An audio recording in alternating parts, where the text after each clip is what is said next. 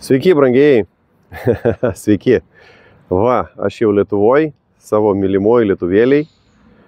Ačiū Dievui, matot koks grožis aplinkui, nuostabus medžiai, visokiausios spalvos ir tai nuostabu iš tikrųjų.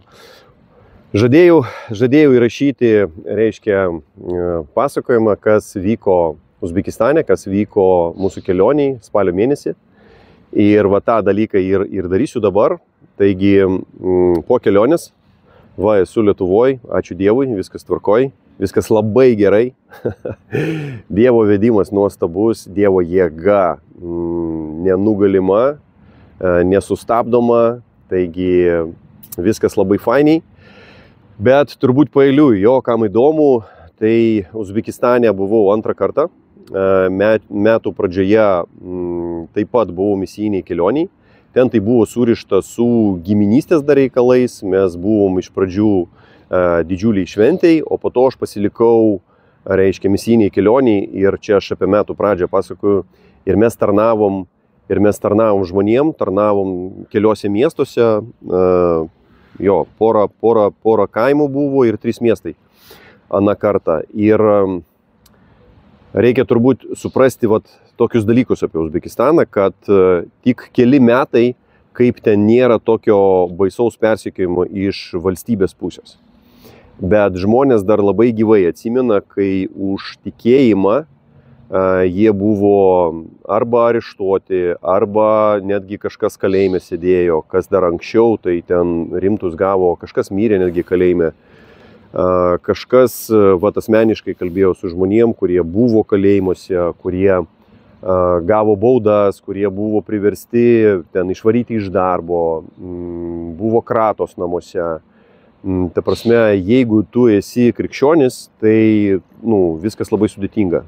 Ten populiaru labai yra musulmonų tikėjimas ir tai yra, kaip sakyti, ant bangos dabar, bet kyla kita banga, kyla kita stabili banga.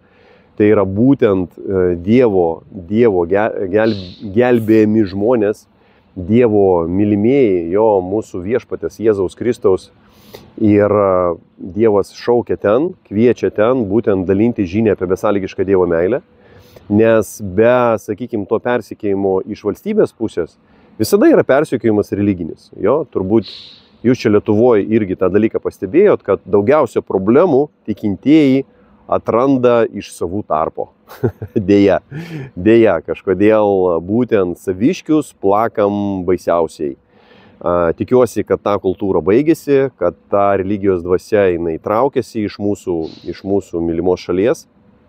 Bet ten taip pat tie dalykai yra, taigi, ten būti krikščioniu, tai yra iššūkis kasdieninis.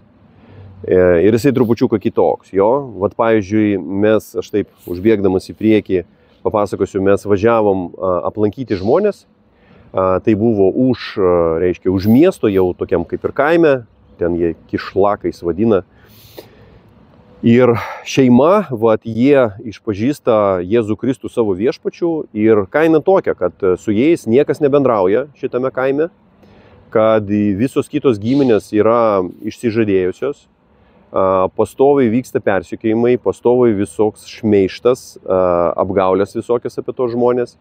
Ir aišku, jokios pagarbos, tai sunku.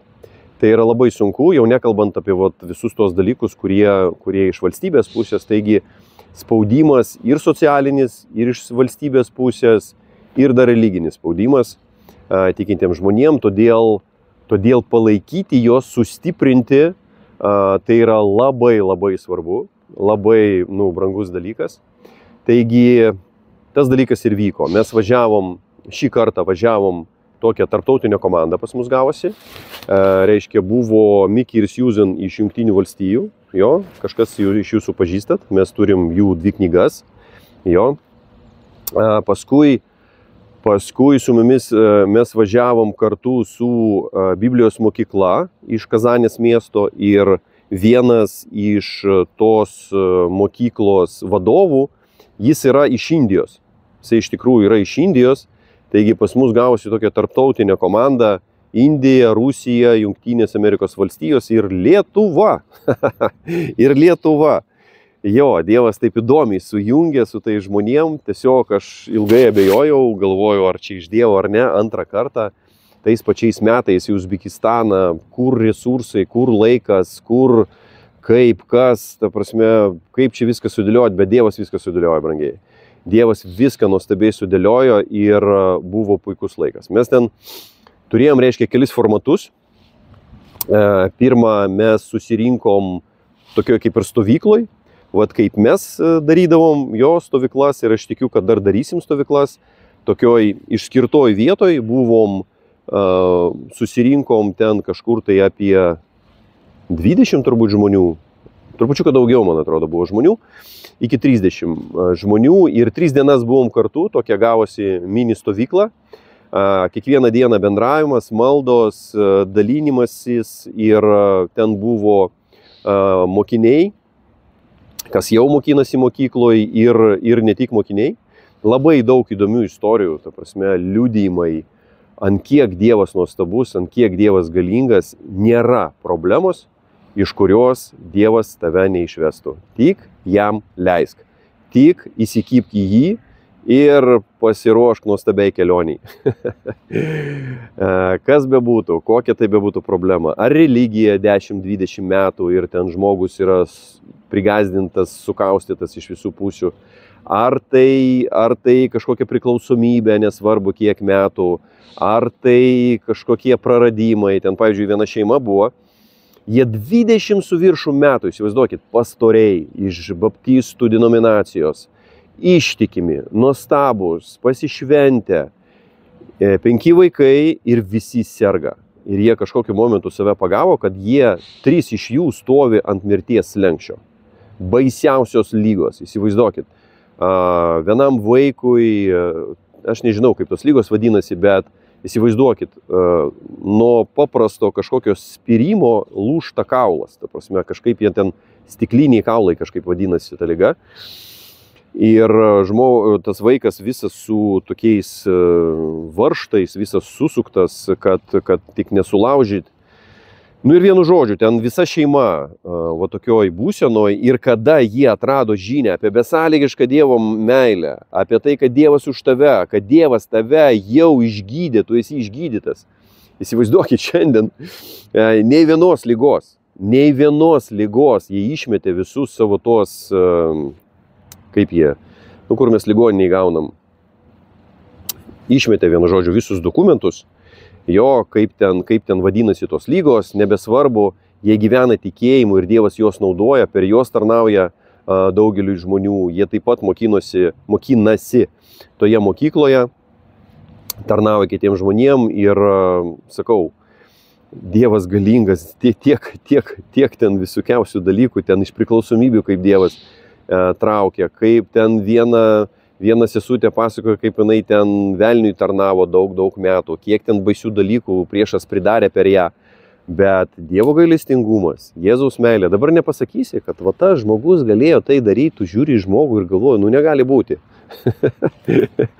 Bet jo, mūsų Dievas yra stebuklingas ir galingas svarbiausiai. Ir geras. Aleliuja. Mūsų Dievas yra labai geras. Taigi va, mes tarnavom, bendravom, dalinomės, meldėmės, reiškia, stovykloj. Po to važiavom į Samarkandą. Tai yra antrasis pagal dydį miestas po Taškento. Ir ten mes turėjom tokią vienos dienos konferenciją. Įdomu, vat pasakysiu vėlgi, dėl reiškia, persekiojimų iš valstybės pusės. To persekiojimo tiesioginio lyg tai kaip ir nėra. Bet tu gali gauti baudą, jeigu pas tave atvažiavo užsieniečiai ir pradėjo ten kažką tai dalintis, mokinti, tu gali gauti baisią baudą. Žmonės ten, kai kurie ten pasakoja, ten teko mašinas būtus pardavinėti, kad susimokėti tas baudas, kitaip tu į kalėjimą keliauji. Ir toksai yra reikalavimas, kad susirinkti, aplamai susirinkimai negali vykti iš vis niekur, tik registruotojo bažnyčioje. Nu, jūs pasakysit, kas šitokio, registruokit bažnyčią. Jo, viskas tvarkoja, galima registruoti bažnyčią, tik yra pora sąlygų. Viena iš jų turi būti ne mažiau 100 žmonių. Ir ne šiaip 100 žmonių, bet žmonių, kurie pasiruošia patvirtinti savo registraciją tame mieste. Aplamai to nori, tai gali padaryti, jo.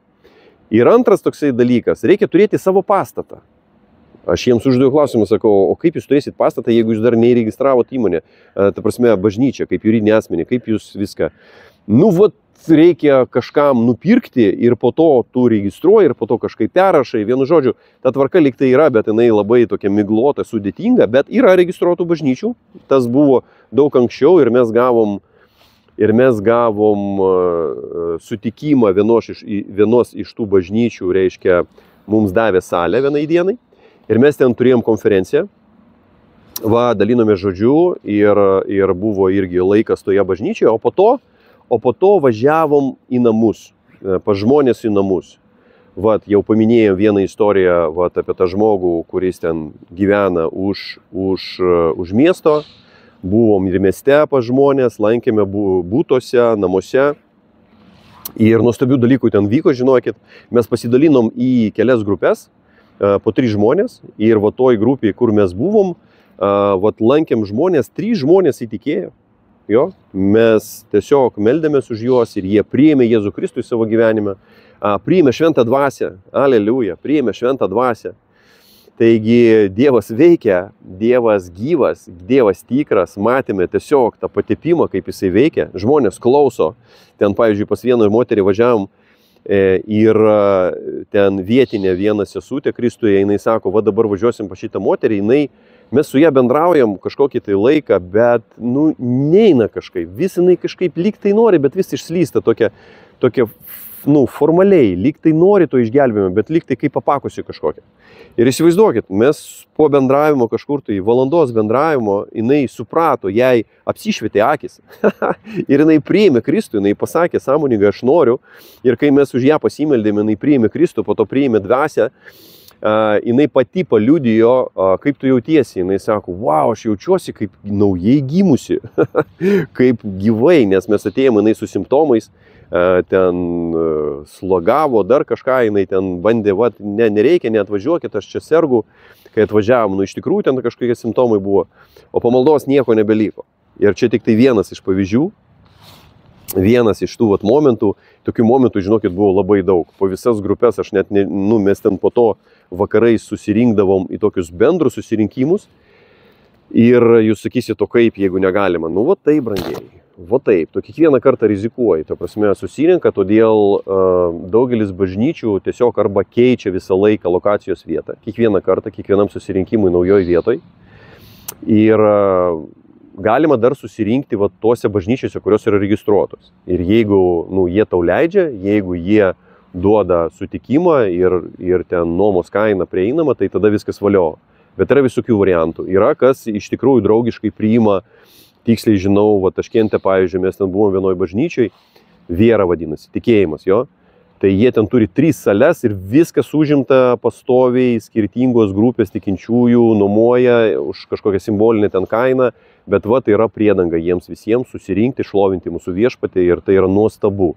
Tiesiog norisi išbučiuoti tos žmonės, kurie supranta, kad mūsų neskyrė kažkokie niuansai, o mūsų jungia Jėzus Kristus. Ir tame visa esmė. Tai yra svarbiausias dalykas. O po to jau kažkokie supratimo skirtumai, ten maldų formos skirtumai ir taip toliau.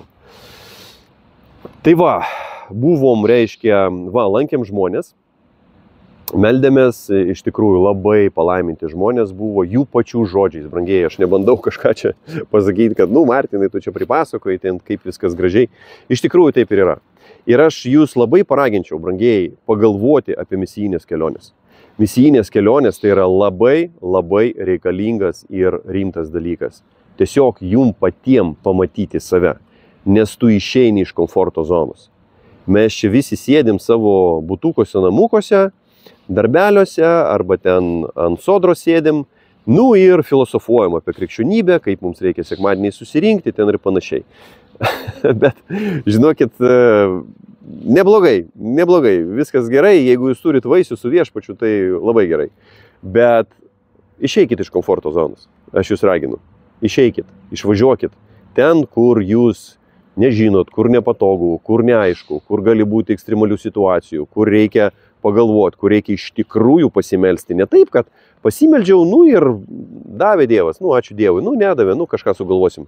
Ne, kada kitų variantų nėra. Kada tu supranti, kad tik tai va čia galima praeiti, bet ten stovi galiotas. Ir tą galiotą reikia, žinot, ką su galiotais reikia daryti.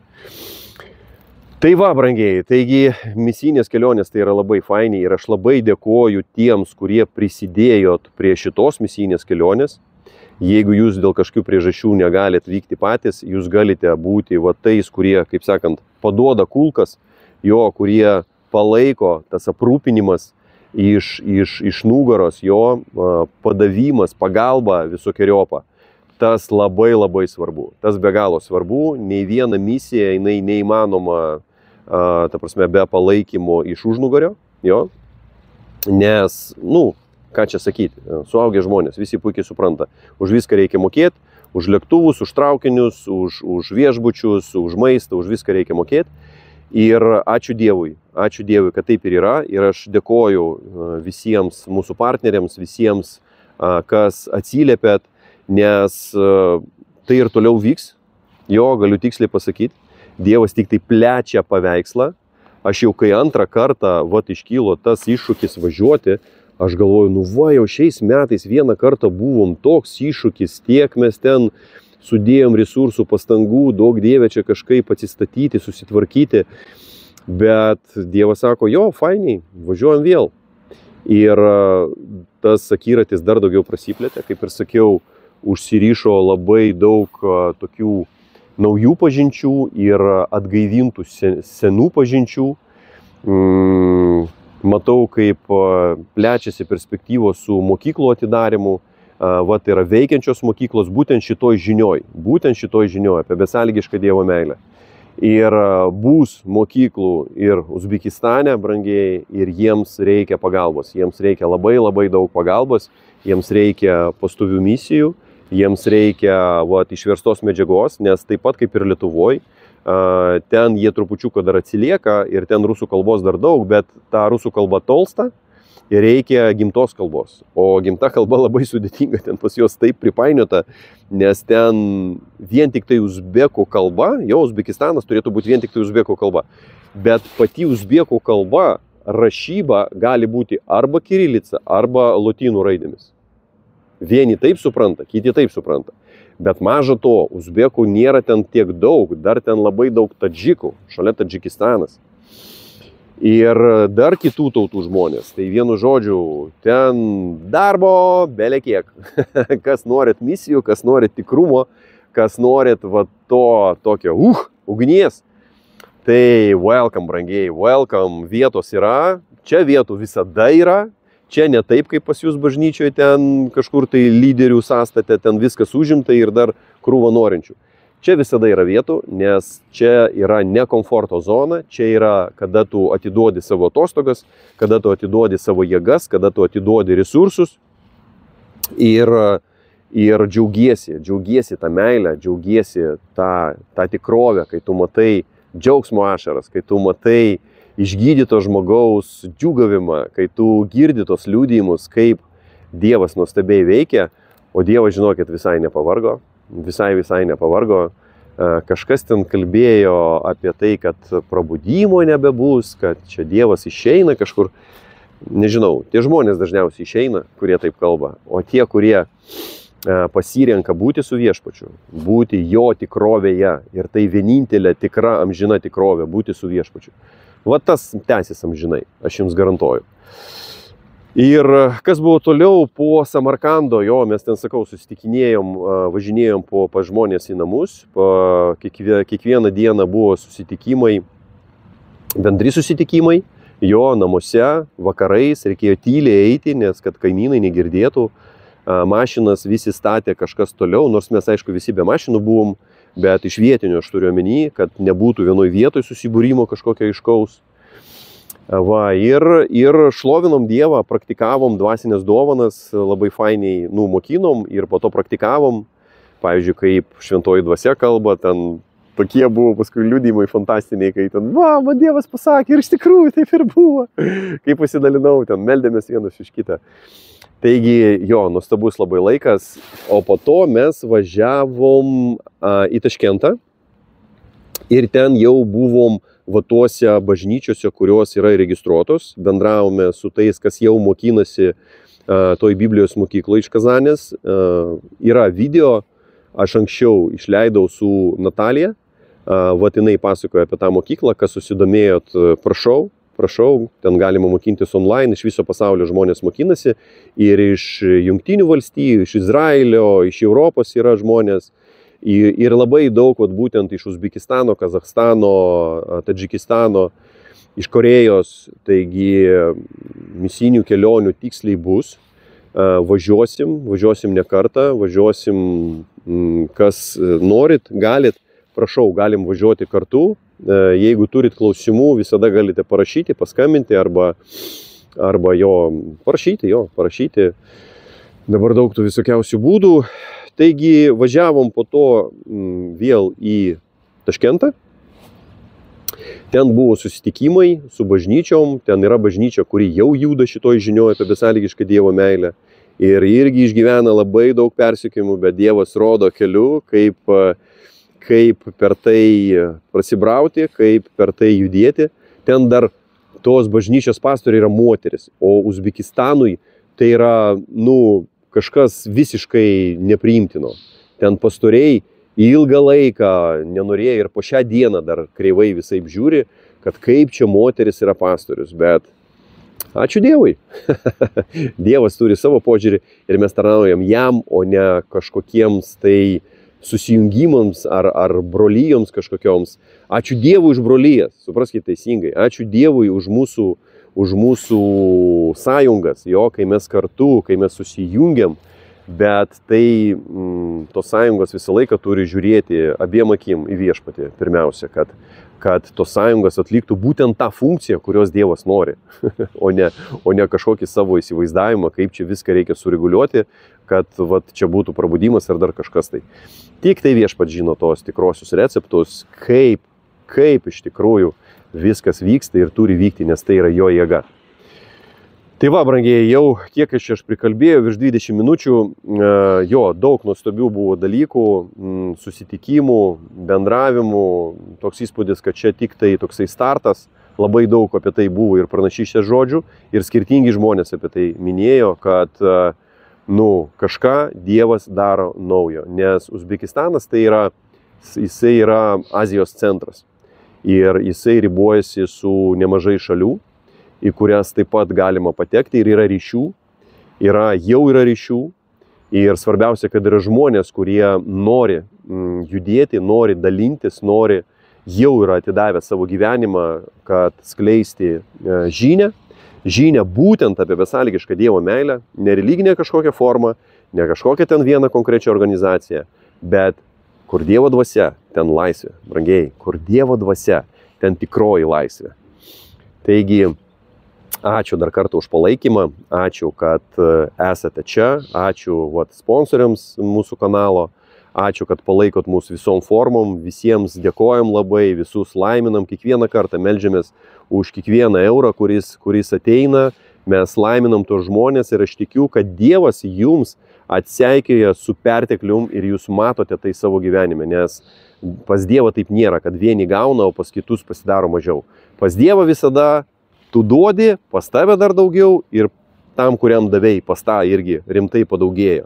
Taigi duokite, priimkite, būkite su perteklium ir tegul pamirškite iš vis tas mintis apie kažkokį tai, kad trūksta, kad vėl kažko negalim, viską galim Jėzuje Kristuje. Viskas yra duota ir viską galiu stiprinančiame mane Jėzuje Kristuje. Tai va, linkėjimai, brangieji, visiems, jeigu neatsakiau kažkokius klausimus ar kažką tai dar norit paklausti, tai drąsiai galit parašyti jo kažkokią tai formą, tiesiog tų formų labai daug.